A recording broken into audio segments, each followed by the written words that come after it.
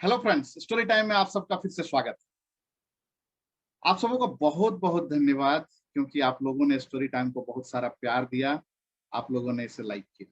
I am sure आप लोग फिर से एक्साइटेड हैं रामेश्वर का एक और स्टोरी सुनने के लिए। तो दोस्तों, मैं बताना चाहूंगा, इस बार रामेश्वर एक इंसान है। संडे मॉर्निंग उठता है और सोचता है कुछ प्लान करते हैं। काफी टाइम सोचने के बाद फाइनली वो इस डिसीजन में पहुंचता है कि काफी टाइम हुए हम जू नहीं गए, तो चलो आज जू जाते। सो वो उसके लिए तैयारी करने लगता है। फ्रेशन अप होता है, ब्रेकफास्ट तैयार करता है और अब घर से निकलने ही वाला होता है कि उसके दिमाग में कई सारी चीजें आने लगती हैं। वो सोचने लगता है, मैं जू जाऊंगा और जू जाने के बाद इधर उधर घूमूंगा, बहुत सारे जानवर को देखता रहूंगा और इतने दिनों के बाद देख के मुझे काफी अच्छा लगेगा। और भी बहुत सारे लोग वहाँ आए रहेंगे, वहाँ का नज़ारा बहुत जबरदस्त होगा। और ये सब देखते देखते फिर फाइनली जो है लायन के बाड़े के पास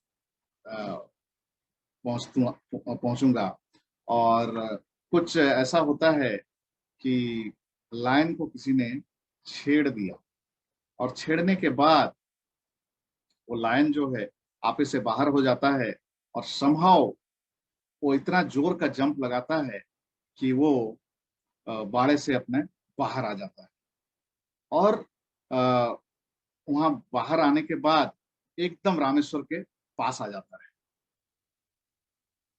रामेश्वर को समझ में नहीं आता है कि रामेश्वर क्या करे। और तभी जो है शेर रामेश्वर के ऊपर झपट्टा मार के रामेश्वर को लहूलुहान कर देता है और रामेश्वर को मार डालता है। तो दोस्तों, ये जो स्टोरी थी, ये इसमें किसी भी तरह की सच्चाई नहीं होती है। ये रामेश्वर सोचता है ऐसे कि वहां जाएगा और ऐसा होगा तो ऐसा हो जाएगा, वैसा हो जाएगा तो ऐसा होगा। एंड फाइनली अगर ऐसा कुछ हो गया और शेर बाहर निकल के आ गया, उसको चीर फाड़ डालेगा, तो ये तो बहुत दिक्कत वाली बात हो जाएगी। एंड उसको लगा अगर ऐसे हो जाएगा तो वो मर जाएगा।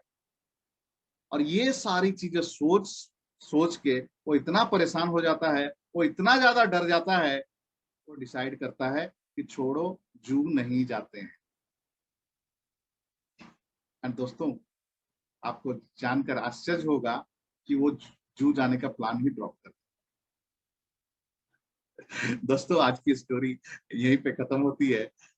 लेकिन इस एक छोटे से स्टोरी से हमें लेसन बहुत बड़े मिलने वाले हैं। आई एम श्योर आप में से कुछ लोग जो है को ये लेसन मिल भी चुका होगा, फिर भी मैं एक्सप्लेन करना चाहूंगा।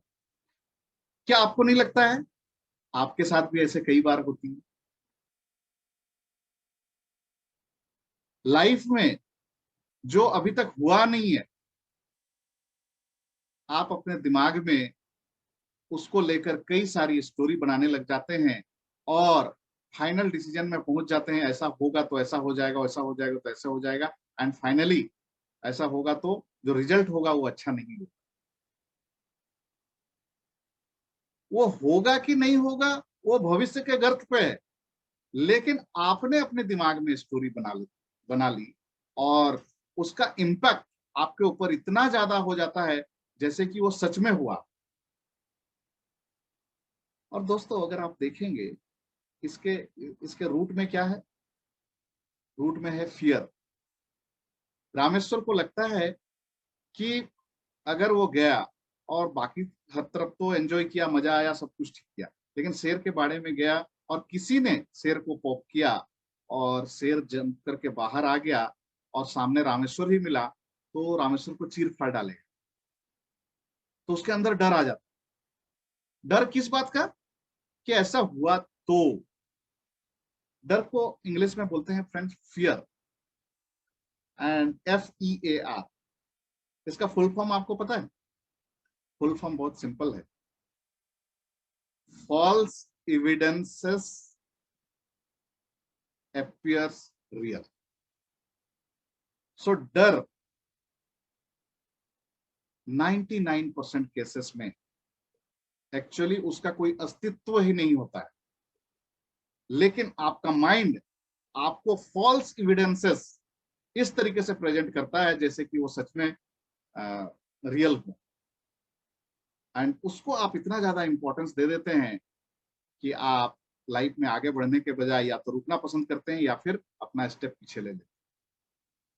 सो दोस्तों, आप देखिए, अपने आप को देखिए, आप लाइफ में कौन कौन से एरिया में आपको जस्ट सिर्फ ये डर की वजह से, वो भी ऐसा डर जिसका कोई अस्तित्व नहीं है, और फॉल्स एविडेंस आपका माइंड आपको देता है कि आप अगर एक्शन लेंगे तो आपको जो है आपके साथ लॉस हो जाएगा, आपको आपके साथ दुर्घटना हो जाएगा, आपको बेनिफिट कुछ नहीं होगा, एंड ऑल, एंड उस माइंड का बात सोच के आप स्टॉप कर जाते हैं।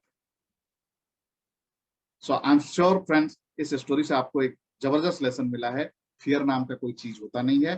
फियर सिर्फ हमारे माइंड का एक बनाया हुआ वो ताना बुना है, जिसको हम बहुत ज्यादा इंपॉर्टेंस दे देते हैं, एंड एक्चुअल में उसका कोई एग्जिस्टेंस ही नहीं होता है। एक्चुअली वो फॉल्स एविडेंस क्रिएट करते हैं जो हमें रियल अपियर होने लगते हैं, बट एक्चुअल में वो कहीं भी अपियर नहीं करते। सो यहाँ पे मैं एक सॉल्यूशन भी दूंगा। अगर नियर फ्यूचर में आप बिजनेस को लेकर, जॉब में, या किसी भी लाइफ के एरिया में जहां पे आपको डिसीजन लेने की जरूरत पड़ रही है और आपका माइंड आपको रोक रहा है, फॉल्स एविडेंस दे रहा और फियर क्रिएट कर रहा, तो अपने माइंड को हाथ जोड़ के बोलिएगा, थैंक यू सो मच, मैंने तुम्हारी बात सुन ली, लेकिन मैं मानूंगा नहीं, मैं करूंगा वही जो मुझे करना है। जैसे ही आप ये मैसेज अपने माइंड को दे दीजिएगा,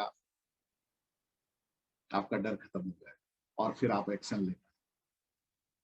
सो दोस्तों, आज के लिए इतना ही।